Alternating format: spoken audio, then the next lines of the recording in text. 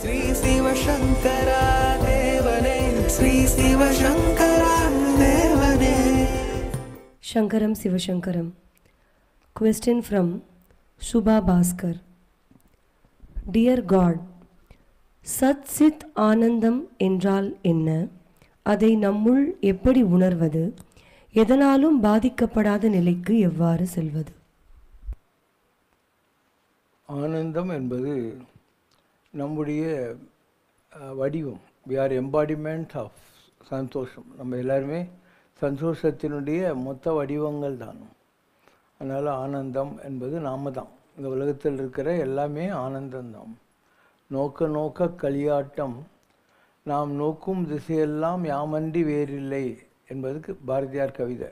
எங்கே பார்த்தாலும் நான் தான் இருக்கேன். அப்போ நான், நீ, உலகத்தில் இருக்கிற செடி கொடி கிளி குயில் எல்லாமே சந்தோஷத்தில் நிரப்பப்பட்டு இருக்கின்றன. சத் என்றால் ஹவு டு லிவ் பெர்ஃபெக்ட்லி அப்படின்னு. ஒரு வாழைப்பழ சத்து மாவுன்றீங்களே, இதில் இந்த ஃபுட்டில் என்ன சத்து இருக்குதுன்னு சொல்கிறீங்க, அந்த மாதிரி. What is the essence of living, அதுதான் சத்து என்று சொல்லக்கூடியது. இப்போ ஆதிசங்கரர் ஒரு கேள்வி கேட்குறாரு. கிம்சாரே சம்சாரா அப்படிங்கிறார். சம்சாரம்னா இந்த உலகியல் வாழ்க்கை, இதனுடைய சாரம் என்ன அப்படிங்கிறார். கிம் சாரே, இதனுடைய எசன்ஸ் என்ன, what is the essence of this worldly life அப்படின்னு. அதுக்கு அவர் என்ன சொல்கிறாரு, சம்சாரி சாரா அப்படி.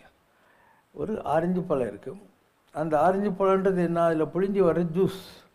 அந்த மாதிரி இந்த வாழ்க்கை என்ற பழத்தில் நாம் பெறுகிற பிட்டர் எக்ஸ்பீரியன்சஸ், பலவிதமான அனுபவங்கள் பிறப்பிலிருந்து இறப்பு வரைக்கும் நமக்கு இருந்துக்கிட்டே இருக்கு இல்லையா. அதுதான் அதனுடைய சாரம். சம்சாரே கிம்சாரன்னா சம்சாரி சாரா, அந்த வாழ்க்கையில் பெறுகிற அனுபவங்கள்.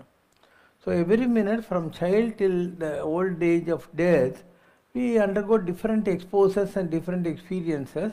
அதுக்கு பேர் சத்துன்னு அர்த்தம். இதையெல்லாம் புரிந்து கொள்ளக்கூடிய ஒரு மைண்ட் கடவுள் நம்மக்கிட்ட கொடுத்துருக்காரு இல்லையா. அதுக்கு சித் சக்தின்னு பேர். சித் என்றால் சித்தம், சித் சக்தி. அப்போ இந்த வாழ்க்கை அனுபவம், அதை புரிந்து கொள்வதற்கான அறிவு, அதன் மூலமாக நாம் பெறக்கூடிய ஆனந்தம்.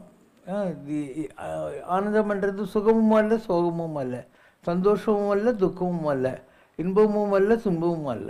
அதனால் திருவள்ளுவர் சொல்கிறார், இன்பத்துள் இன்பம் விளையான், துன்பத்தில் துன்பம் உருவான் இலன்.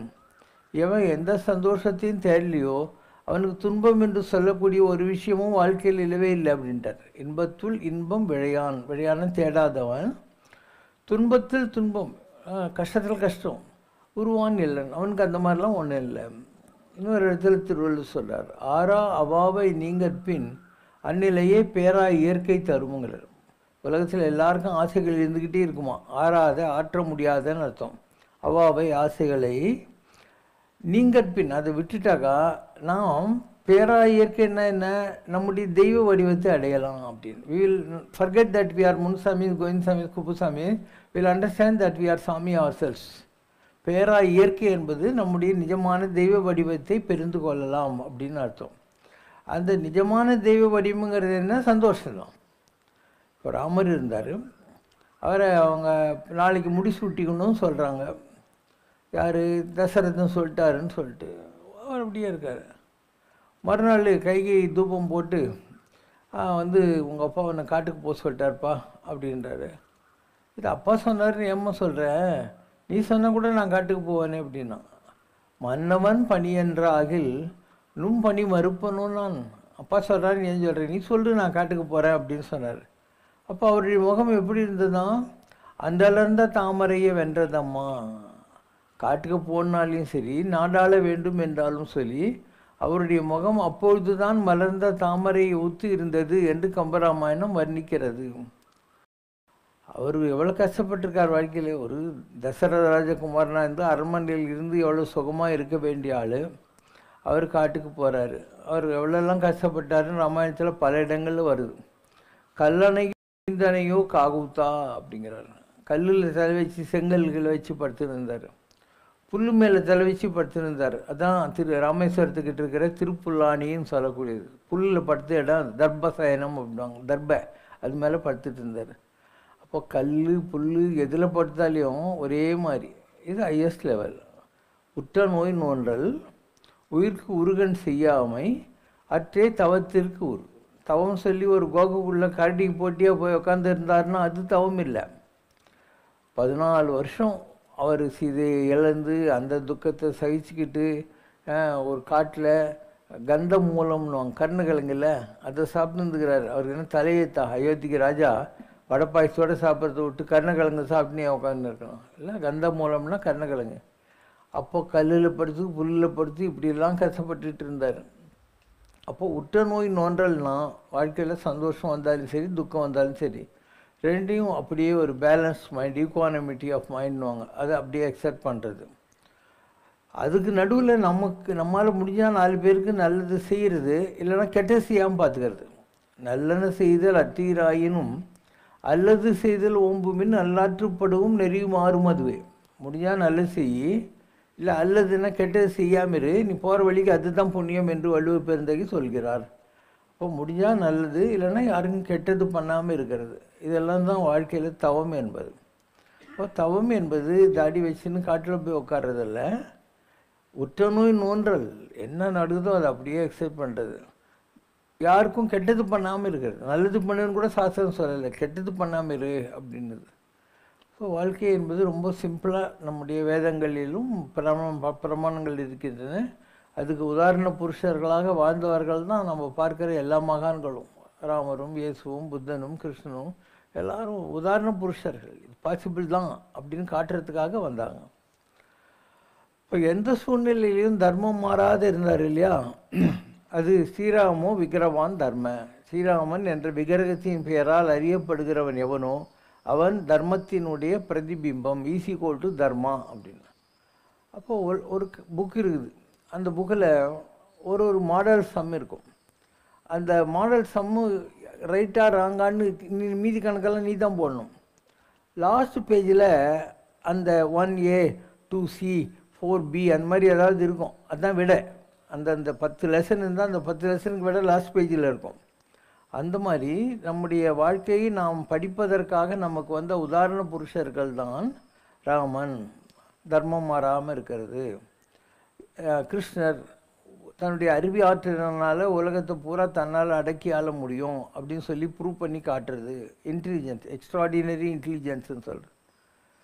தியாகம் அப்படின்னு சொன்னாக்கா சித்தார்த்தனாக இருந்து அரசி அரண்மனை எல்லாத்தையும் விட்டு போயிட்டு இந்த உலகத்தில் ஜனங்க ஏன் கஷ்டப்படுறாங்கன்ற கேள்விக்கு வெடி தேடி அலைந்து கொண்டிருந்தவன் அவன்.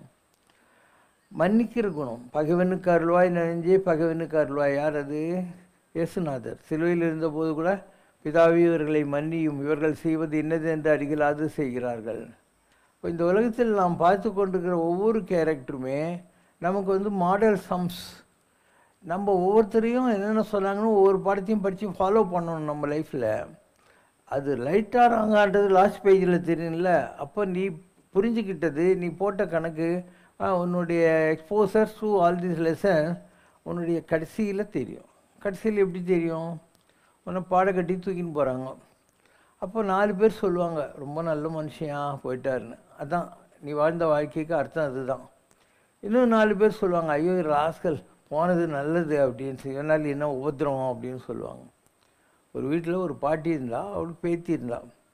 அந்த ரோடு வழியாக நிறைய போனவங்க போயிட்டே இருக்கும் டெய்லி. அப்போ அந்த பாட்டி சொன்னாலாம், இது சொர்க்கத்துக்கு போதா நரகத்துக்கு போதா பார்த்துருவான் அப்படின்னுவாலாம். பேத்தி ஓடி போயிட்டு சொர்க்கத்துக்கு போகுது பாட்டின்னு வாலாம், இன்னொரு நேரத்தில் நரகத்துக்கு போகுது பாட்டின்ட்டு. அப்போ ஒரு ஆள் கேட்டாங்க எப்படி உங்கள் பேத்தி இதை சொல்கிறா கரெக்டாக அப்படின்ட்டு.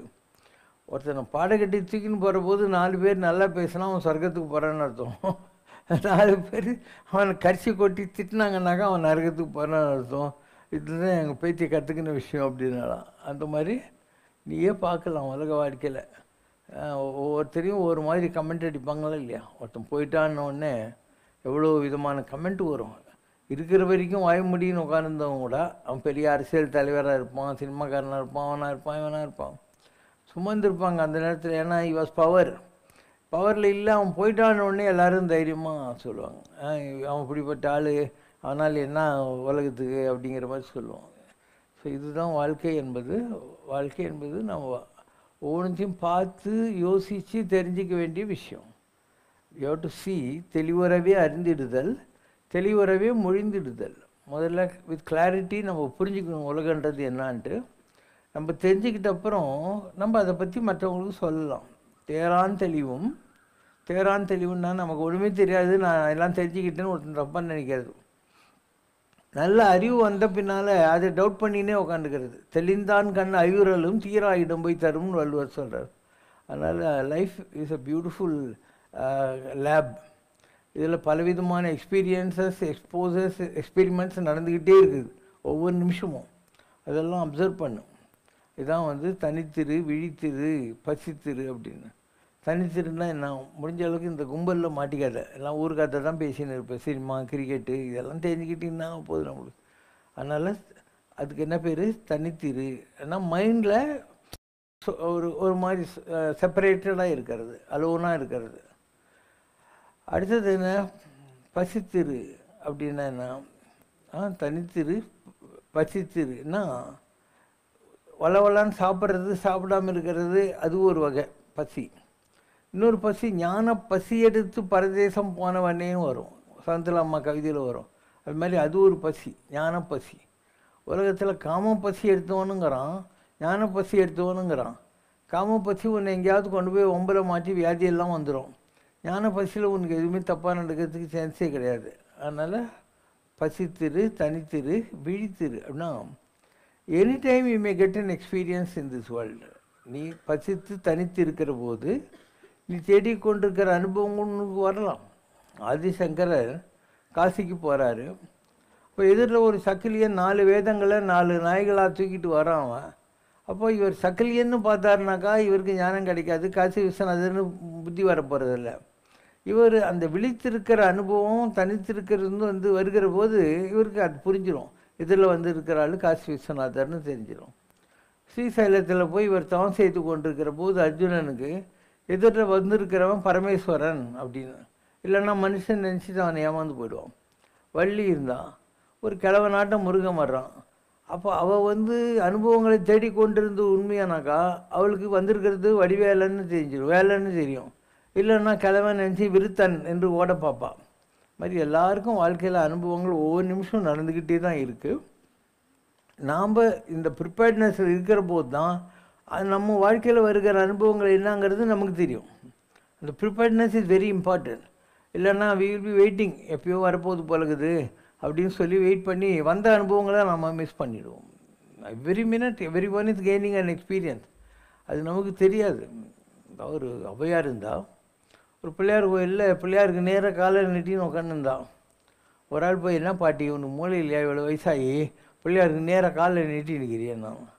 ஔவையார் சொன்னாலும், அப்படியாப்பா பிள்ளையார் எந்த பக்கம் இல்லைன்னு சொல்லுப்பான், அந்த பக்கம் காலில் நெட்டிக்கிறேன்னாலாம். அதுதான் அனுபவம்ன்றது. அப்போ என்ன மாதிரி பிள்ளையார் எல்லா இடத்துலையும் இருக்காருன்னு தெரிஞ்சுக்கிற அனுபவம் எப்போ வரும், இந்த மாதிரியான ஒரு கண்டெக்ஸ்ட் வருகிற போது வரும். பட்டணத்தார் ஒரு ரோடு வழியாக போயின்னு இருக்காரு, ஒரு ஆள் இறந்து போயிட்டான்னு எல்லோரும் அழுதுன்னுக்கிறாங்க. இவரும் போய் அவன் மேலே ஓன்னு அழுகுறாரு. எல்லோரும் கேட்குறாங்க, ஏன் சாமி அழுகுறீங்க, அவர் உங்களுக்கு ரொம்ப தெரிஞ்ச வரான்னு. இல்லைப்பா, அவர் போயிட்டாரு, நீங்கள்லாம் அழுகுறீங்க, நீங்கள் எல்லாம் போக போகிறீங்க, அப்போ எனக்கு தகவல் தெரியுமோ இல்லையா, அதனால் உங்களுக்கு சேர்த்து இப்பயே எழுதிட்டு போகிறேன்னார். இது அடுத்த நிலை. எப்பயுமே மரண பிரமாதம் நமக்கு இல்லையாம் பாரதி சொல்கிற மாதிரி நமக்கு எப்போ வேணாலும் வரலாம். வேலை நமனும் வருவானே தம்பி தனைய துணையாமோ. யமதர்மம் வரப்போது என் தம்பி அம்மாச்சான் என் பொண்டாட்டினா விட்டா போக போகிறான். தம்பி தனைய துணையாமோ. அப்போ என்ன தான் பண்ணோம், உம்பர் பரவும் திருத்தணிகை மலைமேல் இருப்பார்க்கு தும்பக்குடலை எடுக்காமல் அவளை வயிற்றை வளர்ப்பதற்கு அல்லும் பகலும் அலைகின்றேன் சிவ கனியைச் சேர கருதுகிறேன். தேவர்கள்லாம் கும்பிடுற திருத்தணி மலை மேலே இருக்கிற முருகர் பூக்குடை எடுத்துட்டு மலையில் போய் சாமி கும்பிடலான்றதை விட்டுட்டு எப்போ பாரு எதுக்கும் உதவாது இந்த உணம் சுடுகாட்டுக்கு போகிற போனால் இந்த உடம்பு இதுக்கு நான் இட்லி தோசை புண்ணாக்கு பாயசம் இதெல்லாம் சாப்பிட்டுன்னு உட்காந்துன்னேங்கிறேன். I am dumping all this nonsenses for this system. I am not thinking of the fruit of lord Shiva called Murugan Subramanian அப்படின்னு அர்த்தம். இதெல்லாம் உனக்கு எப்போ வரும், யோசனை பண்ணணும், நிறைய படிக்கணும், நிறைய பார்க்கணும் இல்லையா, நிறைய கேட்கணும். கடவுள் உங்கள்கிட்ட எதுக்காக கண்ணை கொடுத்துருக்காரு, நிறைய விஷயங்களை பாரு, நிறைய விஷயங்களை கேளு, அதுக்கு தான் காது அண்ட் நிறைய விஷயங்களுக்கு யோசனை பண்ணு, அதுக்கு தான் பிரெயின்ன்றது. நல்ல விஷயங்களை பேசு, கெட்ட விஷயங்களை பேசாத. இனிய உளவாக இன்னாத கூறல் கனி இருப்ப காய் கவர்ந்தற்று. நல்லது இருக்கிற போது பழம் சாப்பிட்ற மாதிரி, பழம் இருக்கிற போது யாராவது காய் சாப்பிடுவானா? அப்போ இன்னாததுன்னா காய், இனியதுன்னா பழம், அப்போ பழம். ஸோ கும்பகர்ணன் ராவணேஸ்வரனுக்கு சொல்கிற மாதிரி ராமாயணத்தில் ஒரு டைலாக் வருது. ராவணா, நீ சாமவேதம் பாடி சிவனையே மயக்கினவன், எவ்வளோ பெரிய தபசி, இந்த உலகத்திலேயே ஒரு ராவண பிரம்மம் என்று பிரம்ம டைட்டில் வாங்கினவன், ராவண ஈஸ்வரன் என்று ஈஸ்வரனுடைய டைட்டில் வாங்கினவன் நீ, எதுக்காக இந்த சீதை மேலே இன்னும் யார் பொண்டாட்டியோ அவன் மேலே நீ ஏன் ஆசை வைக்கிற அப்படின்னு. அப்போ அவன் ஒரு வார்த்தை சொல்லுவான், கனி கொய்யும் காலத்து ஐயா காய் கொய்ய கருதலாமா? பழம் சாப்பிட வேண்டிய நேரம் ராவணா, இப்போ போய் காய் சாப்பிட்ணும், உனக்கு ஏன் கெட்ட புத்தி வருது அப்படின்னானா. கனி கொய்யும் காலத்து ஐயா காய் கொய்ய கருதலாமா? எவ்வளோ நல்ல விஷயம்லாங்குது. இதெல்லாம் உனக்கு எப்போ வரும்? நிறைய படிக்கணும், நிறைய விஷயங்களை புரிஞ்சிக்கிறதுக்கு முயற்சி செய்யணும். அப்போ அதுக்கெல்லாம் உனக்கு டைம் வேணுன்னா என்ன பண்ணணும்? நீ வேஸ்ட் பண்ணிகிட்டு இருக்கிற டைம் இல்லையா, அதெல்லாம் சேவ் பண்ணும். இல்லைனா எல்லாருக்கும் 24 மணி நேரம் தான், அதில் எல்லோரும் 8 மணி நேரம் தூங்குவானுங்க, மீதி 8 மணி நேரம் ஏதோ இந்த உலகத்தில் குளிக்கிறது, அங்கே போகிறது, இங்கே போகிறது இதெல்லாம் இருக்கும். இருக்கிற கொஞ்ச நேரத்தில் நிறைய படிக்க வேண்டியிருக்கும், நிறைய ஜனங்களை பார்க்கணும், ஒவ்வொருத்தருடைய அனுபவங்கள் என்னவா இருக்குன்றதை மைண்டில் அசை போடணும்.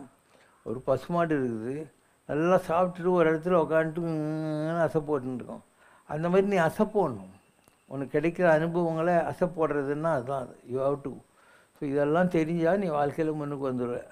இல்லைன்னா காலையில் எழுந்திரிச்சா காஃபி சாப்பிட்டு கூசு போனேன், திருப்பி இப்படியே ஒரு நாள் வீணாடிச்சு ராத்திரி போய் தூங்கிட்டு போகிறேன். இதனால் என்ன சாதிச்சே? கடவுள் கொடுத்துருக்கக்கூடிய ஒரு அற்புதமான தினத்தை நீ வீணாக்கி விடுகிறாய். 24ஆம் தேதி வேஸ்ட் பண்ணிட்டேன்னு அர்த்தம். அட்லீஸ்ட் நீ கொஞ்சம் பாராட்டிக்கலாம். உன்னை ஒரு கோயிலுக்கு போனேன், பாபா சொன்ன 4 விஷயம் கேட்டேன், கொஞ்சம் பாட்டெல்லாம் கேட்டேன், ஒரு சாண்டிங் எல்லாம் கொஞ்சம் நேரம் பண்ணிட்டு வந்தேன் அப்படின்னா அது ஒரு யூட்டிலிட்டி. ஏதோ ஒரு வகையில் நீ ஒரு 1.5 மணி நேரத்தை யூஸ் பண்ணியிருக்கேன்னு அர்த்தம்.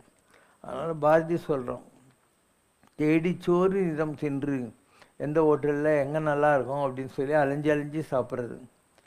பல சின்னஞ்சிறு கதைகள் பேசி, அவங்க இப்படி இவங்க இப்படி அப்படின்னு பேசினுங்கிறது எப்போ பாரு. எவன் கேடு கேட்டால் உனக்கு எனக்கு என்ன? ஸோ என்ன தான் நீ பண்ணிட்டுக்கிறீ, எல்லாம் வேஸ்ட்டு. அப்போ தேடிச்சோறு நிதம் தின்று, பல சின்னஞ்சிறு கதைகள் பேசி, மனம் வாடி துன்பம் மிக உழன்று. நீ ஒன்றும் சந்தோஷமும் இல்லை. இன்ஃபேக்ட்டு நீ இந்த மாதிரிலாம் அலைகிறதுக்கு காரணமே என்னென்னா, எதுலையாவது ஒரு பீஸ் ஆஃப் மைண்ட் கிடைக்காதாங்கிற பாவம். அதுவே உனக்கு தெரியல. நீ அலைகிறதுக்கு காரணமே பீஸ் ஆஃப் மைண்ட் தான். அதில் கிடைக்கும், இதில் கிடைக்கும் சொல்லி பார்த்துன்னு இருக்க நீ. பல சின்னஞ்சிறு கதைகள் பேசி மனம் வாடி துன்பமிக உழன்று. அடுத்தவரை நான் பிறர் வாட பல செயல்கள் செய்து. மற்றவங்களுடைய கஷ்டத்துக்கு நாம் காரணமாக இருக்கிறோம். பின் என்ன ஆகுது? எவன் வர போகிறான்? பாசகத்தை எடுத்துன்னு வருவான். கொடும் கூற்றுக்கு இறையென பின் மாயும் வேடிக்கை மனிதன் என்று என்னை நினைத்தாயா அப்படின்னா. இப்போ இதுதான் மக்கள் தெரிந்து கொள்ள வேண்டியது. நம்ம எதிரிலேயே எல்லாரும் பிறந்து செத்துக்கிட்டுக்கிறாங்க. நமக்கு சாவு வராதுன்னு நம்ம தப்பாக நினச்சின்னுக்கிறோம். இப்போ நானே கூட பேசிக்கினேன், ஃபுன்னு விட்டுடலாம் உயிரை, யார் வேணால் போகலாம் இல்லையா? கேரண்டி ஏதாவது ஏஜ் கொடுத்துக்குது. அது இத்தனை தேதி ஒரு மருந்து பாட்டில் மேலே எக்ஸ்பைரி டேட் இருக்குது. அது மாதிரி குப்சாமல் யார் எக்ஸ்பைரி டேட்டு இத்தனாம் தேதின்னு எழுதியாக போடுறாங்க. பிரம்மா எப்போ காற்று போச்சோ சேர்த்து போச்சு. அதனால் எல்லாமே வாழ்க்கையை தெரிந்து கொள்ள வேண்டிய விஷயம். அதனால் நம்ம சம்ரக்ஷனாக ஒரு பாட்டு இருக்குது, மூக்கிலோடும் காற்றடா. மூக்கிலோடும் காற்றடா, இந்த மூச்சு கூட கடலடா, உள்ள மூச்சும் போன பிறகு செல்லா நோட்டு உடம்படா. மூக்கிலோடும் காற்றடா, இந்த மூச்சு கூட கடலடா. வட்டிக்காரன் நாளை வந்து வசூல் செய்வான் பாரடா, ஈட்டுக்காரன் போலே நின்று கூட்டி செல்வான் யமனடா. மூக்கிலோடும் காற்றடா, இந்த மூச்சு கூட கடனடா. சலவை பண்ணி பெட்டி போட்ட சட்டைதான் இந்த கட்டையே, இந்த சட்டை கயற்றி ஆவி ஒரு நாள் தேடும் புதிய சட்டையே. குருதி தோல் சதை எலும்படா, இந்த கூட்டணி தான் உடம்படா. இந்த கூட்டணி சுடுகாட்டு வெளியே கேட்டு வரையில் தானடா, மூக்கிலோடும் காற்றடா இந்த மூச்சு கூட கடனடா, உள்ள மூச்சும் போன பிறகு செல்லா நோட்டு உடம்படா, மூக்கிலோடும் காற்றடா இந்த மூச்சு கூட கடனடா. மண்ணடிக்கு போகும் மண்ணடியில் போகும் முன்னே மண்ணடியை சேர்ந்து விடு, இவன் மலரடியை பணிந்து மறுபிறவி ஒழிந்து விடு. மண்ணாலே லிங்கம் வைத்தாள் மாதேவி பூஜை செய்தாள், அந்த மாதேவன் சிவசங்கர் என்பதை அறிந்து விடு. நீ நின்ற இடம் கூட நின்னதில்லை அறிவாயா, நிலையான வாழ்க்கையிலே உயர் பொருளை தெரிவாயா. மூச்சிருக்கும் போதே இந்த முக்தனை அடைந்து விடு, பேச்செல்லாம் இவன் புகழை பேசி இன்பம் அடைந்து விடு. நீராகி குருதி என நின்னுடலில் சுற்றி வந்தான், நீண்ட பெருவெளியிலே நின்னையே தவழ விட்டான். கொண்டு வந்தது எதுவும் இல்லை, கொண்டு செல்வார் யாரும் இல்லை, ஆண்டி இவன் பாதங்களில் அடைக்கலமாகிவிடு. ஐம்பூதமாக நம்மை ஆளுகின்றான் சிவசங்கர், ஐயன் செய்த பாண்டம் நீ என்பதை உணர்ந்துவிடு. மண்ணிலே நீர் ஊற்றி மணிக்கரத்தால் பிசைந்து கண்ணிலே உயிர் உலவ காற்றை உன்னுள் ஊதிவிட்டான். காலத்தி தலத்தினிலே காற்றானான் சிவசங்கர். இந்த பாட்டு 5 எலமெண்ட்ஸ்ன்றது. ஆகாச சிதம்பரம், காற்று காலாஸ்தி, திருவானை கோயில் வாட்டர்னு சொல்லக்கூடியது, திருவண்ணாமலைன்னு சொல்லக்கூடியது நெருப்பு, காஞ்சிபுரம் என்று சொல்லக்கூடியது மண்.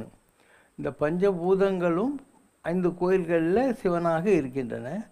அதே பஞ்சபூதங்கள் தான் நம்ம உடம்புக்குள்ளேயும் இருக்குது. அப்போ காஞ்சிபுரத்தில் பஞ்சபூதங்கள் இருக்கிறதுனால இந்த மண் இருக்குது, ஒவ்வொரு கோயிலும் ஒன்று இருக்குன்னா அந்த 5 சேர்ந்த ஒரே ஆள் நீ தானே.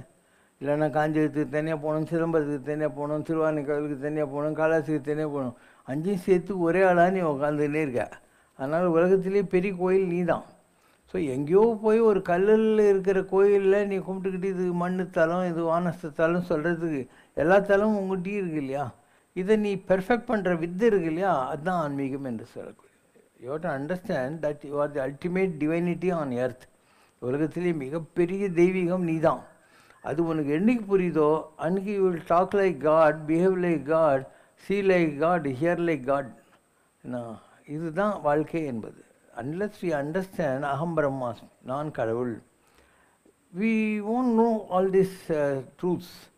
Once we understand and taste that we are God, we are divine, we'll also know அவங்ககிட்டையும் இருக்கு, அவங்கெல்லாம் ஏமாந்து போயின்னு இருக்காங்களே இதை தெரிஞ்சிக்காம அப்படின்னு உனக்கு புரியும். அவங்க மேலே ஒன்றா உனக்கு மரியாதை வரும். அவங்க பிடிச்சிட்டு இருந்தாங்கன்னாக்கா, அவங்க பிடிக்கலன்னு தெரிஞ்சால் அவங்க மேலே பரிதாபம் வரும்.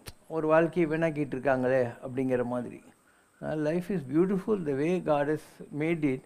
And in spite of all positive negative experiences we should every minute learn in this life. ஒவ்வொரு நிமிஷம் வாழ்க்கையில் கற்றுக்கிறதுக்கு நிறைய விஷயங்கள் இருக்குது.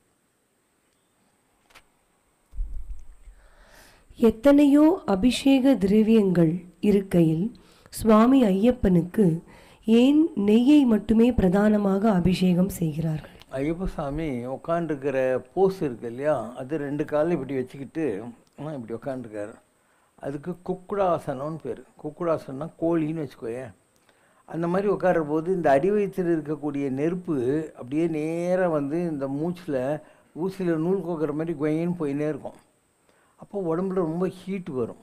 அதனால் ஐயப்பசாமி எப்பயுமே தவத்தில் இருக்கிறதுனால அவர் உடம்புல ஒரு நெருப்பு மாதிரியான ஒரு பவர் இருந்துக்கிட்டே இருக்கும். அதனால தான் அந்த பசுனையை அவர் தலைமையில் வைக்கிறது, குளிர்ச்சி பண்ணுறதுக்காக வைக்கிறது. The same thing with Narasimha, யோக நரசிம்மா, யோகா ஆஞ்சநேயா, அவங்களும் அதே மாதிரி போஸ்டில் தான் உட்காந்து இருக்காங்க. அதனால் அவங்களுக்கு பானகம், பானகம் குளிர்ச்சியை கொடுக்கக்கூடிய விஷயம். எல்லா இடத்துலையும் ஆஞ்சநேயர் யோகா போஸில் இருக்க மாட்டார், நின்னது அந்த மாதிரிலாம் இருப்பார். சோழிங்கபுரத்தில் பார்த்தீங்கன்னா யோகா ஆஞ்சநேயராக இருப்பார். அதனால் அங்கெல்லாம் பானகம் வைக்கிறது, வெண்ணெய் வைக்கிறது. சில கோயில்களில் பார்த்தீங்கன்னாக்கா வெண்ணெய் வைப்பாங்க. அது நெய் வெண்ணெயிலிருந்து தானே நெய் வருது, அதனால் அந்த மாதிரி செய்கிறது. அவங்கவுங்களுடைய தவத்துக்கு ஏற்ற மாதிரியான வழிபாடுகள், வேறு ஒன்றும் இல்லை. ஒரு வில்வம்ன்றோம். வில்வம்னா என்ன? வயிறு சம்மந்தப்பட்டதுக்கு க்யூர் ஆகும்.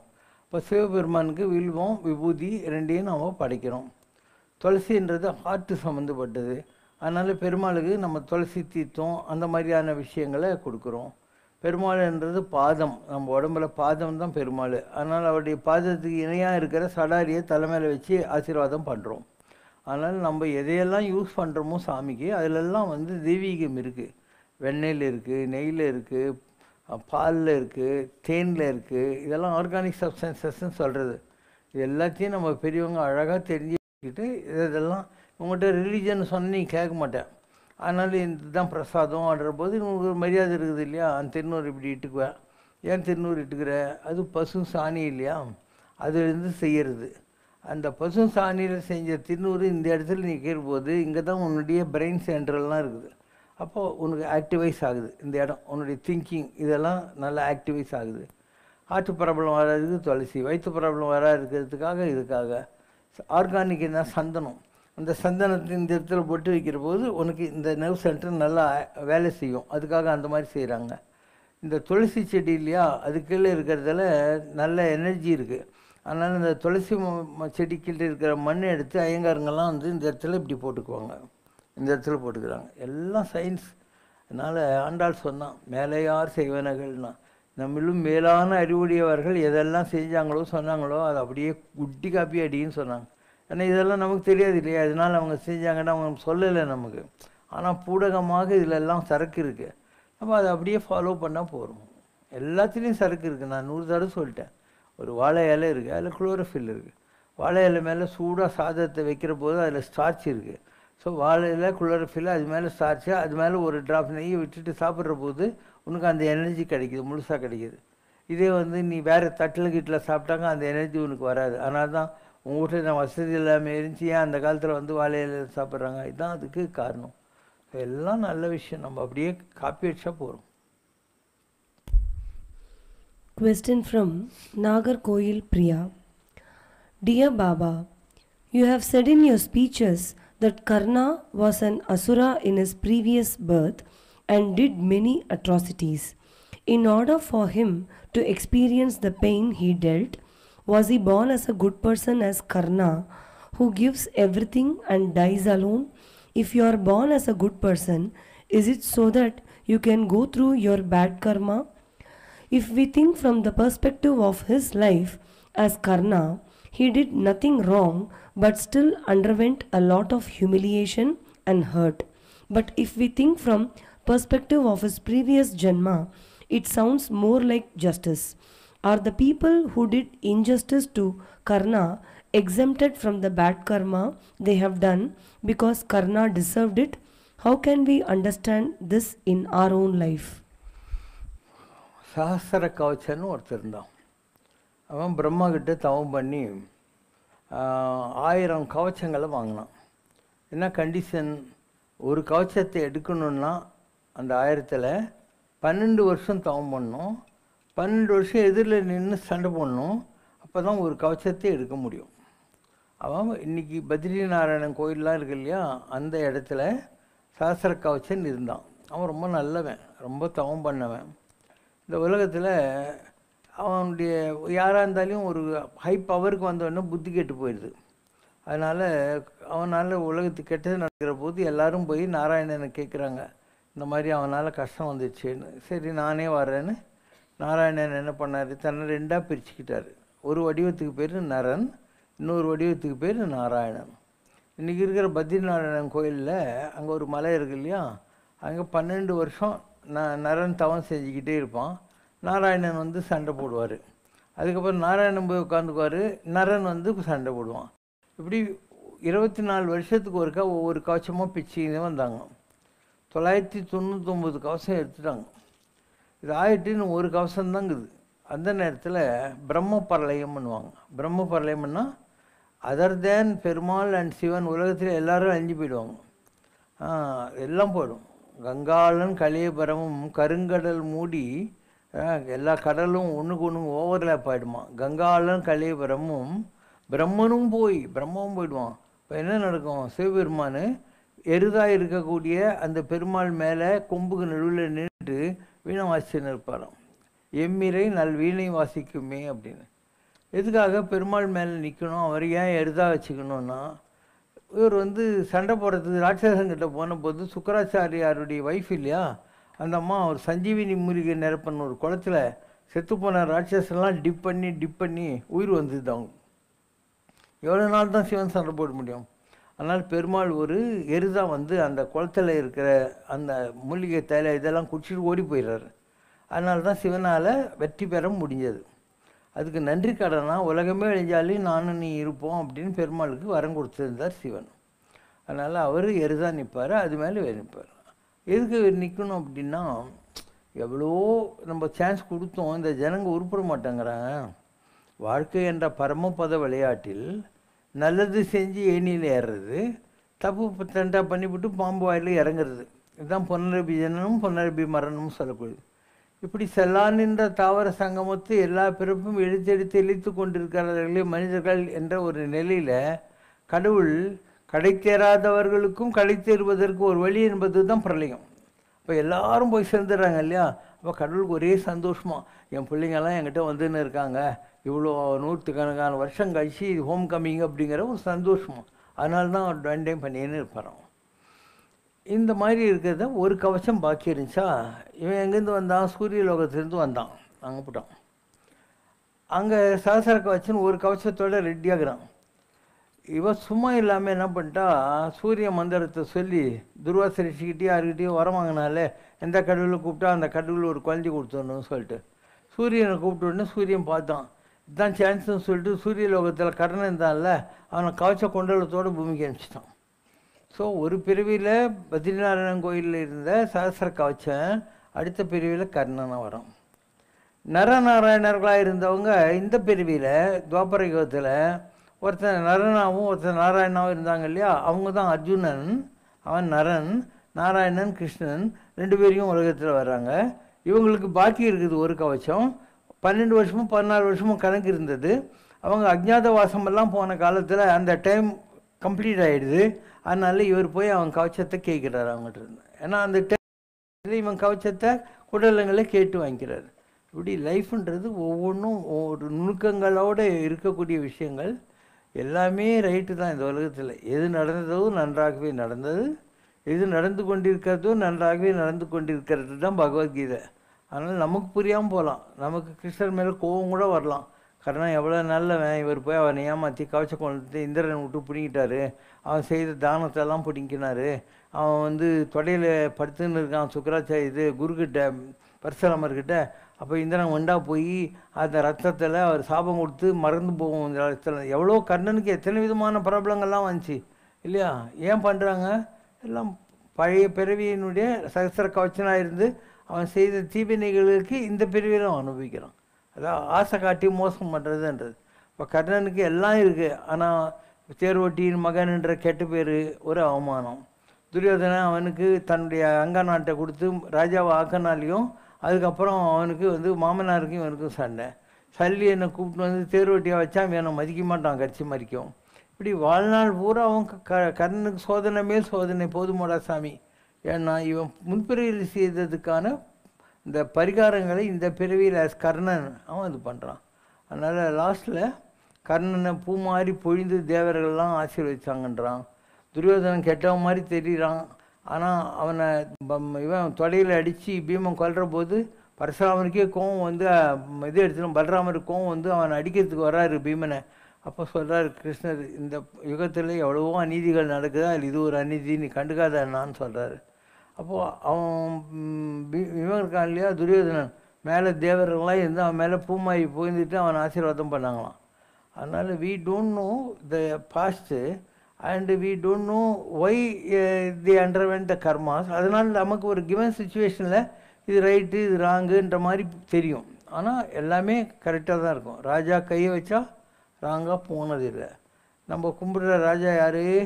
கோவிந்தராஜா, தியாகராஜா, நடராஜா, சுந்தரராஜா, எல்லா ராஜாவும் இந்த பாவி தான். அதனால் அவன் எது செஞ்சாலும் அதில் ராங்காக இருக்காது. ராஜா கையை வச்சா ராங்காக போனதில்லை. Question from கல்யாண கிருஷ்ணன் ரவிசங்கர். 1000 பிறை கண்டவர் என்பது 80 வயது நிரம்பிய ஒருவரை பற்றி பேசும் ஒரு பழமொழியாகும். ஒரு பிறை என்பது ஒரு மாதத்தை குறிக்கும். 80 வருடங்கள் வாழ்ந்த ஒருவரால் 1000 பிறைகளை பார்த்திருக்கும். பாபாஜி 1000 பிறை கண்டவர் என்று கூறுவதன் முக்கிய பொருள் என்ன? எதற்கு ஏகாதசி ருத்ராபிஷேகம் ஹோமம் செய்கிறார்கள்? இது வேற கேள்வி, அது வேற கேள்வி தானே? ஒரே கேள்வியில் போட்டிருக்காங்க. ஓகே, நீ எவ்வளோ நாள் வாழ்ந்தங்கிறது முக்கியமே இல்லை இல்லையா? இப்போ திருஞான சம்பந்தர் குட்டி பாப்பா, அவரை தோளில் தூக்கி வச்சுன்னு 80 வயசான அப்புறம் சாமி சொந்தாருன்றது தானே உன்னுடைய தேவாரம். அதனால் நீ எவ்வளோ நாள் வாழ்ந்தங்கிறது முக்கியம் இல்லை, என்ன சாதிச்ச அந்த வாழ்க்கையிலங்கிறது முக்கியம். சுந்தரமூர்த்தி நாயனார் 12 வயசில் சொல்கிறார், இன்றைக்குத்தான் நான் பிறந்தேனுங்கிறார். அப்போ 12 வயசு வரைக்கும் வாழ்ந்த சுந்தரர் நான் இன்றைக்கி தான் பிறந்தேன்னு அர்த்தம். 12 வயசு வரைக்கும் அவர் கடவுளுடைய தரிசனம் கிடைக்கல, கடவுளுடைய அனுபவம் கிடைக்கல. அந்த 12வது வயசில் தான் அவருக்கு அது கிடைக்குது. அதனால் நான் இன்றைக்கி தான் பிறந்தேங்கிறார். அதனால் உனக்கு கடவுளுடைய அருள் கிடைக்கும்னா அது 3 வயசு ஞான சம்பந்தராக இருந்தாலும் சரி, 12 வயசு சுந்தரராக இருந்தாலும் சரி, யாராக இருந்தாலும் சரி, அதுதான் வாழ்க்கை. எவ்வளோ இப்போ நீ பேப்பரில் கூட படிக்கிற 100 வயசு இருந்தாங்க, 101 வயசு இருந்தாங்க எல்லாம் படிக்கிற. இதனாலலாம் என்ன லாபம்? எவ்வளோ கஷ்டம். ஒரு ஆரோக்கியமாக ஒரு மனுஷன் இருக்கிறதுக்கு ஒரு 60-70 வயசு தான் தாக்கு பிடிக்க முடியும். அதுக்கப்புறம் எல்லா வியாதியும் வந்துடும் இல்லையா? அண்டு அவ்வளோ வியாதி மற்றவங்களுக்கு நம்ம தொந்தரவு கொடுத்துக்கிட்டு இருமிக்கிட்டு அதெல்லாம் பண்ணிட்டு அப்படி 20 வருஷம் 30 வருஷம் நான் வாழ்ந்தேன்னு சொல்லிக்கிறதுல நமக்கு என்ன லாபம் இருக்குது? அதனால் முன்னறையில் வீழாமுன் முக்காலுக்கு ஏகாமுன். கொண்டாந்து வீட்டில் இருக்கிறவங்கெல்லாம் இந்த கிளத்துக்கு எதுக்கு கட்டில் மெத்தன்னு சொல்லி வீட்டுக்கு முன்னால் ஃப்ரண்ட்டில் போட்டுருவாங்களாம் தாவாரத்தில். அதான் முன்னறைன்றது. அங்கே பாய் தலைக்காணி கொடுத்துருவாங்க. சுடுகாட்டுக்கு எடுத்துன்னு போகிற போது பாயின் தலைக்காணி சேர்த்து அவன் அனுப்பிச்சி விட்லான்ற மாதிரி. கட்டில் மெத்தெல்லாம் அவங்க யங்ஸ்டர்ஸ் யூஸ் பண்ணிக்க ஆரம்பிச்சிடுவாங்க. இவன் அதுக்கு முன்னால் வெள்ளி தட்டில் சாப்பிட்டு இருப்பான். அந்த தட்டை அவங்க எடுத்து வச்சுட்டு இவனுக்கு ஒரு சாத தட்டுன்னு கொடுத்துருவாங்க. அண்டு முன்னறையில் வீழாமன். இப்படி தான் ஃப்ரண்ட் ரூமுக்கு விடுறது கிளம். அதுக்கடுத்து 2 காலில் நடந்துருந்தானா இப்போ அவனால் நடக்க முடியாது. கையில் ஒரு வாக்கிங் ஸ்டிக் வச்சுக்கணும். அதான் முக்காலுக்கு 3வது கால். முக்காலுக்கு ஏகாமன் முன்னறையில் வீழாமன் கட்சி ஏகம்பனையே நினைனான். காஞ்சிபுரத்தில் இருக்கிற ஏகாம்பரேஸ்வரர் நினைன். ஏன் இந்த உலகத்தில் மண்ணுன்றது காஞ்சிபுரம். ஒவ்வொன்றும் நான் சொன்னேன் இல்லையா? காற்றுன்றது ஒரு ஸ்தலம், ஆகாசம் சிதம்பரம். அதனால் மண்ணுங்கிறது காஞ்சிபுரம். அப்போ காஞ்சிபுரத்தில் இருக்கிற ஏகாம்பரேஸ்வரர் நினைச்சேனாக்கா, மண்மேல் யாக்கே விழுமாறும் இந்தன் கடற்கே புகுமாறும் அண்ணா எண்ணம் கடுவேன்னு. இந்த உடம்பு மண்ணு மேலே விடுறதுக்கு முன்னால், கடவுளுடைய பாதத்தில் நாம் சென்று சேர்வதற்கு முன்னால், அதாவது மண்மேல் யாக்கைனா உடம்பு விழுமாறும் அண்ணா என்ன கடவேணும். அண்ணான்றது கடவுளை மரியாதையாக சொல்கிற ஒரு வார்த்தை. நான் உன்னை நினச்சினே இருக்கிற வாழ்க்கையை எனக்கு கொடு அப்படின்ற ஒரு பிரார்த்தனையை எல்லோரும் வைக்கிறாங்க. அதனால் ஒரு காரைக்கால் அம்மையார் இருக்கான். அவள் கடவுள்கிட்ட போய் என்ன கேட்குறா? பிறவா வர வேண்டும் அப்படிங்கிறா. ஏன்னா இனிமேல் பறக்கக்கூடாது. சரி, எனக்கு லக்கு இல்லைன்னு வச்சுக்கோ, திருப்பி நான் பறக்கிற மாதிரி வந்தால் உன்னை மறவா வரம் வேண்டும், பிறவா வரம் வேண்டும். ஆப்ஷன் 1. ஆப்ஷன் 2, ஒருவேளை பிறக்கிற மாதிரி வந்ததுன்னா உன்னை மறவாத வரம் வேணும். அப்போது உன் காலடியில் இருந்துக்கிட்டு உன்னுடைய திருத்தாண்டவத்தை பார்த்து கொண்டிருக்கக்கூடிய பாக்கியத்தை எனக்கு கொடு அப்படின்றது தான் காரைக்கால் அம்மையாருடைய பிரேயராக இருந்தது. அதனால் நம்ம கேட்குறதுனாலேயே பிறக்காமல் இருந்துட முடியாது. நமக்கு அந்த தகுதிகள் இல்லைன்னாக்கா அடுத்த ஆப்ஷன் என்ன? கடவுளை மறக்காத இருக்கிறது வேணும். பிறப்பு உண்டேல் நீ மறவா வர வேண்டும். இது 2வது. ஸோ ஒவ்வொருத்தருக்கும் ஒரு பெர்ஃபெக்ஷன் இருக்கும். இப்போது நார்மலாக எல்லோரும் கோயிலுக்கு போயிட்டு என்ன பண்ணுவாங்க? இவங்க தான் தேங்காய் பழம் பூ மாலெல்லாம் எடுத்துன்னு போய் சாமிக்கு கொடுப்பாங்க. ஆனால் அருணகிரிநாதர் கதிர்காமத்துக்கு போகிறாரு. அங்கே இருக்கிற முருகனை பார்த்து நின் மார்தங்கு தாரை தந்தாருவாய்ங்கிறார். உன் மாறு மேலே மாலை இருக்குது இல்லையா? தாரைன்னா மாலை, அதே எனக்கு கொடுன்றார். எல்லாருக்கும் ஆச்சரியமாக இருக்குது, என்னடா இவன் மாலையை கொண்டு வராமல் முருகன் மேல் இருக்கிற மாதிரி இவன் கேட்கறானேன்ட்டு. அதுக்கு அவர் பாட்டில் பதில் சொல்கிறாரு, இறைவன் நான் என்று மார் தட்டும் பெருமாளே நின் மார் தங்கு தாரை தந்தருள்வாய். இவ்வளோ பெரிய உலகத்தில் முருகா நீ தாண்டா தில்லா, நான் தான் கடவுள்னு சொல்கிற, அப்படி சொல்கிற இல்லையா நெஞ்சில் அடிச்சு, அந்த நெஞ்சு மேலே ஒரு மாலை இருக்குது இல்லையா, அதனால் அந்த மாலைக்கு ஒரு மரியாதை கொடுக்குறேன் நான்.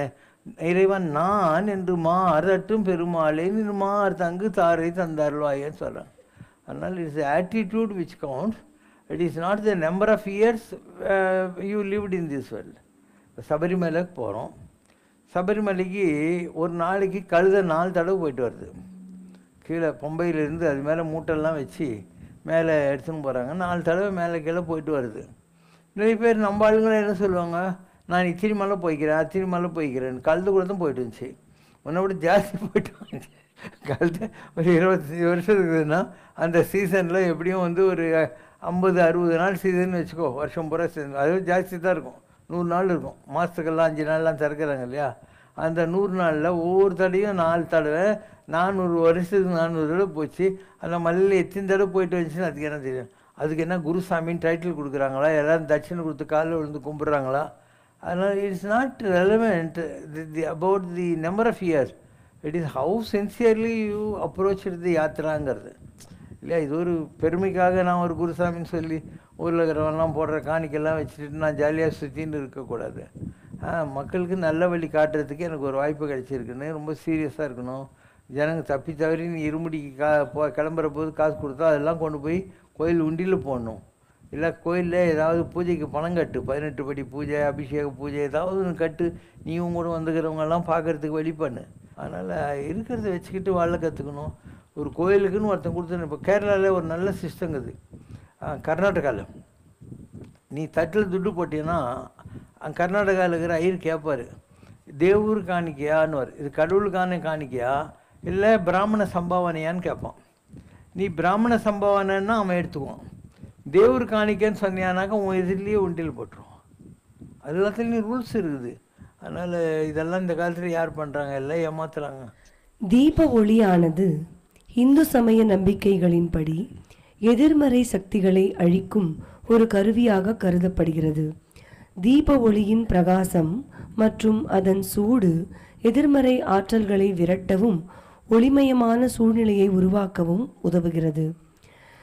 இந்த தீப ஒளி தன்மை பற்றி கூறவும். தீப மங்கள ஜோதி நமோ நம அப்படிவாங்க. தீபம் மங்களத்தை கொடுக்கும், ஜோதியாக இருக்கிறது, அதனால் நான் அதை வழிபடுகிறேன் அப்படின்னு அர்த்தம். இந்த விளக்குன்னா என்னன்னாக்கா இருட்டில் இருக்கிற ஒரு விஷயத்தை காட்டுறது. அதனால் நம்முடைய வேதங்கள் என்ன சொல்லுது, தமசோமா ஜோதிர்கமய, இருட்டிலிருந்து வெளிச்சம், மிருத்யுவர்மா அமிர்தங்கமய, மரணத்திலிருந்து மரணமில்லாத வாழ்க்கை, அசத்தோமா சத்கமய, ஃப்ரம் ஃபால்ஸ்ஹுட் டு ட்ரூத், அசத்தியத்திலிருந்து சத்தியம், இதுதான் வாழ்க்கையுடைய லட்சியம். அசத்தோமா சத்கமய, என்ன மிருத்யுவர்மா அமிர்தங்கமய, அண்டு வெளிச்சம், இருட்டிலிருந்து வெளிச்சம், இதுதான் பால் நியூமன் சொன்னான். Lead kindly light, lead thou me on, amid the encircling gloom, lead thou me on, at one step enough for me அப்படின்னா, நான் அந்தகாரில் சிக்கி தவிக்கிறேன், ஒளிவடிவான ஆண்டவனே எனக்கு வழிகாட்டு, அடுத்த அடிக்கான வழியை நீ கொடுத்தா போகிறோம். At one step enough for me, அடுத்த அடிக்கு எப்படி போகணுங்கிறத காட்டு, அதுக்கு அடுத்தடி தானாக வந்துக்கிட்டே இருக்கும் அப்படின்னு அர்த்தம். இப்படி இந்த வெளிச்சத்தை தேடுகிற விஷயம் என்பது ஆன்மீகத்தில் ஒரு நல்ல இது. பட் நீங்கள் பார்க்குற இந்த வெளிச்சங்கள்லாம் இருக்குது இல்லையா, இது பெரிய விஷயம் கிடையாது. உனக்குள்ளே ஒரு வெளிச்சம் இருக்குது, எல்லாருக்குள்ளேயும் என்றைக்கும் அணையாத ஒரு அற்புதமான வெளிச்சம் நமக்குள்ளேயே இருக்குது. அதை தேடணும். அது வந்து இன்டர்னலாக கண்ண முடின்னு உட்கார்ற போது தானாக நம்மக்கிட்ட ஜோதியாக வந்து இந்த இடத்துல நிற்கும். செஞ்சோதி வழிவுடைய சிவப்பான ஜோதியை போல இருக்கக்கூடிய அல்லும் பகலமும் அனவரதமும் நினைப்பாருக்கு செஞ்சோதி உருவாகும். கடவுளை எப்பயும் நினச்சிக்கிட்டு இருக்கிறவங்களுக்கு இந்த இடத்துல ஒரு செழுமை மிக்க ஜோதி ஒன்று வரும் அப்படிங்கிறான். ஸோ நிஜமான ஜோதி என்பது நமக்குள்ளே இருந்து நாம் நற்றவத்தவர் உள்ளிருந்து ஓங்கும் நமச்சிவாயுமேன்னு சொல்லக்கூடிய விஷயந்தானே தவிர இந்த அரிக்கன் லைட்டு, எலக்ட்ரிக் லைட்டு, நெய் விளக்கு இதெல்லாம் வந்து உபகரணங்கள். இப்படி ஒரு வெளிச்சம் இருக்குது அப்படின்னு. அப்போது வெளியினை அறிமின் வெளியினை அறிமின் விளக்கினை ஏற்றி வெளியினை அறிமின் திருமூலர் சொல்வார். விளக்கு ஏற்றிக்கிட்டு இந்த வெளியில் இருக்கிறதெல்லாம் பாருங்கள் அப்படின்னு அர்த்தம். ஒரு இருட்டான ரூம் இருக்குது, அந்த ரூமில் என்ன இருக்குதுன்னு நமக்கு தெரியல. ஒரு வெளிச்சம், ஒரு ஜன்னலை திறக்கிறோம், இல்லை ஒரு விளக்கை கொண்டு வர்றோம். அப்போ அந்த ரூமில் எங்கே கேலண்டர் இருக்குது, எங்கே சேர் இருக்குது, டேபிள் இருக்குது, யார் உட்காந்துக்கிறாங்க, எல்லாம் நமக்கு தெரியுதா இல்லையா? ஸோ அந்த மாதிரி ஏதோ ஒரு வெளிச்சம் தேவைப்படுது இருட்டில் இருக்கிற விஷயங்களை தெரிந்து கொள்வதற்கு. அப்போ வெளியில் இருக்கக்கூடிய இருட்டை போக்கி நாம் எங்கே இருக்கோன்னு தெரிஞ்சுக்கிறதுக்காக we are part of that light. அந்த வெளிச்சமும் இருக்கும், நாமும் இருப்போம். அதை தெரிந்து கொள்வதற்கு எக்ஸ்டர்னல் ஒரு உபகரணம் தேவைப்படுது. அது நீ எந்த விளக்கு வேணாலையும் வச்சுக்கலாம். ஆனால் உனக்குள்ளே இருக்கக்கூடிய வெளிச்சத்தை நீ நத்தவத்தவர் உள்ளிருந்து தான் வாங்கணும். அதனால் வள்ளல் பெருமானார் சொல்கிறார், அருளாளர் வருகின்ற நேரம் இது 1000 மணிவிளக்கு ஏற்றுங்களேங்கிறார். சிவபெருமான் வரப்போகிறாரு, அதனால் 1000 கணக்கில் நீங்கள் தீபங்களை ஏற்றுங்க. தீபமங்கள ஜோதி நமோ நம. எண்ணெயில் ஏற்றாதீங்க. ஏன்னா எங்கள் சாமி வந்து அந்த விளக்கில் ஜோதி வடிவாக நிற்க போகிறாரு. அப்போ அவர் உடம்புக்கு ஒத்துக்காது, எண்ணெய்லாம் கண்ட எண்ணெயெல்லாம் ஊற்றாதீங்க, பசு நெய்யால் ஏற்றுங்கள்ங்கிறார். அருளாளர் வருகின்ற நேரம் இது 1000 மணிவிளக்கு ஏற்றுங்கள், பசு நெய்யால் ஏற்றுங்கள்ங்கிற வார்த்தையை சொல்கிறார். அதனால் நாம் ஏற்ற வேண்டியது நமக்குள்ளே இருக்கிறது. இப்போது வையம் தகழியா வார்கடலே நீயாக திருக்கோயிலூர்னு ஒரு இடம். அங்கே மழை பெய்யுதுன்னு ஒரு தாவாரத்தில் ஒரு ஆழ்வார் நின்றுக்கிட்டு இருக்கிறார்.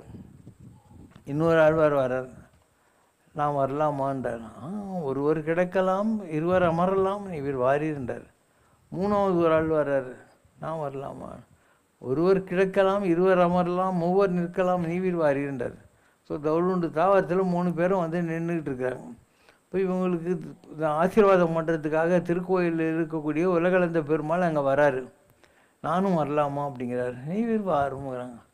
அப்போ ஒரு ஆள் பாடுறான், இந்த உலகம் வையம் தகலியா, இந்த உலகம்தான் அகில் விளக்கு, வார்கடலே நெய்யாக, இந்த உலகத்தில் இருக்கிற கடல் இல்லை அதுதான் நெய், சூரியன் இருக்கான் இல்லையா அவன்தான் விளக்கு அப்படின்னு சொல்லி இவர் பாடுறார்.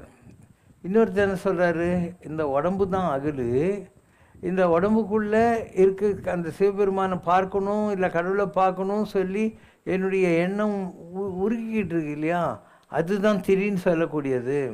அப்போது நான் நாரணருக்கு ஞான சுடர் விளக்கேற்றினேன்மா அப்படிங்கிறார். இந்த 2 பேர் ஒருத்தன் உலகத்தில் பூரா இருக்கிற கடவுளுக்கு ஜோதி காட்டினான், இன்னொருத்தன் அவனுக்குள்ளே இருக்கிற கடவுளுக்கு ஜோதி காட்டினான். இதில் கடவுளுடைய தரிசனம் கிடைச்ச 3வது ஆழ்வார் என்ன சொன்னான், திருக்கண்டேன் பொன்மேனி கண்டேன் அப்படின்னா. கண்டேன் கண்டறியாதன கண்டேன், நான் தங்கத்திலான கடவுளை பார்த்துட்டேன், பார்க்க முடியாத காட்சிகளெல்லாம் பார்த்துட்டேன் அப்படின்னா. அதனால் உலகம் பூராவும் கடவுளை தேடுற வாழ்க்கை இருக்குது இல்லையா, அதுக்கு வந்து அண்டத்தில் தேடுவதுன்னு பேர். நமக்குள்ளே நம்ம கடவுளை தேடுறது இருக்கு இல்லையா, அதுக்கு பேர் பிண்டத்தில் தேடுவது, இதுக்கு பேர் பிண்டம். அதனால் செத்து போன பிண்டம் வைக்கிறதுன்றது. ஸோ அண்டத்திலும் தேடலாம், பிண்டத்திலும் தேடலாம். ஞானப்பழம் வேணும். அதுக்காக பிள்ளையார் என்ன பண்ணார், அம்மையப்பன் தானே உலகம் தானே அம்மையப்பன், கைலாசத்தில் இருக்கிற சிவபார்வதி சுற்றிப்பிட்டார், பாம்பத்தெல்லாம் வாங்கிவிட்டார். முருகர் மயில் மேலே ஏறி உலகம் பூரா சுற்றினார், அவருக்கு கிடைக்கல, லேட்டாக தான் வந்தார். அதனால தான் அவர் கோச்சின்னு பழனியில் வந்து உட்காந்துட்டார்.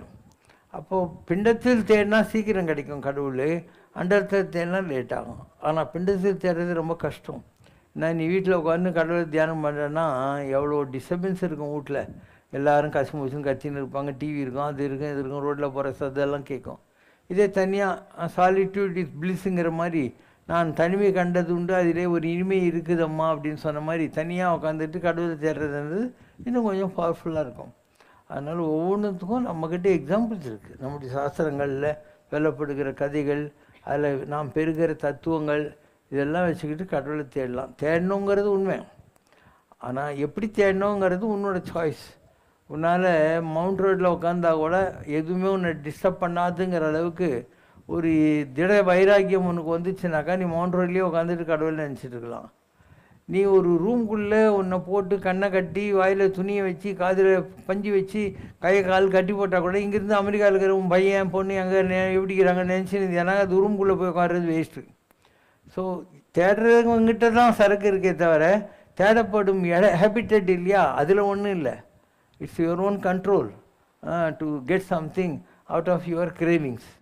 பக்தி கடலுள் ஆழ்ந்து எடுத்த முத்தே ஸ்ரீ சிவசங்கரமே, பாரதம் என்னும் தேரை இயக்கும் சாரதியே சிவசங்கரமே, சித்திகள் பெற்றமை சீர் செய்ய வந்த சிந்தனையாளனே சங்கரமே, சொத்து சுகத்தி எதும் கொள்ளா செம்மல ஸ்ரீ சிவசங்கரமே, சங்கரமே சிவசங்கரமே, சங்கரமே சிவசங்கரமே. ஆனை முகனும் அழகிய வேலனும் ஆகிய நின்றாய் சங்கரமே, அம்மையும் அப்பனும் நீயேயாகி அவனியை காத்தாய் சங்கரமே, தூணை பிளந்து வந்த நரசிம்மம் நீயே அன்றோ சங்கரமே, துன்மார்கன் அந்த ஹிரண்ய கசுவை தூளாய் செய்தாய் சங்கரமே, சங்கரமே சிவசங்கரமே, சங்கரமே சிவசங்கரமே. சீதையை தேடி கடலை தாண்டிய அனுமனும் நீயே சங்கரமே, பாதை தவறிய ராவணனின் குலம் பகைத்து ஒழித்தாய் சங்கரமே, மகேந்திரகிரியின் மலையின் தவமே மகனாய் செய்தாய் சங்கரமே, மகத்துவம் கொண்டு இறையின் செயலாய் மகானாய் வந்தாய் சங்கரமே, சங்கரமே சிவசங்கரமே, சங்கரமே சிவசங்கரமே. குறை ஒன்றுமில்லை மறைமூர்த்தி கண்ணா, குறை ஒன்றும் இல்லை கண்ணா, குறை ஒன்றுமில்லை கோவிந்தா.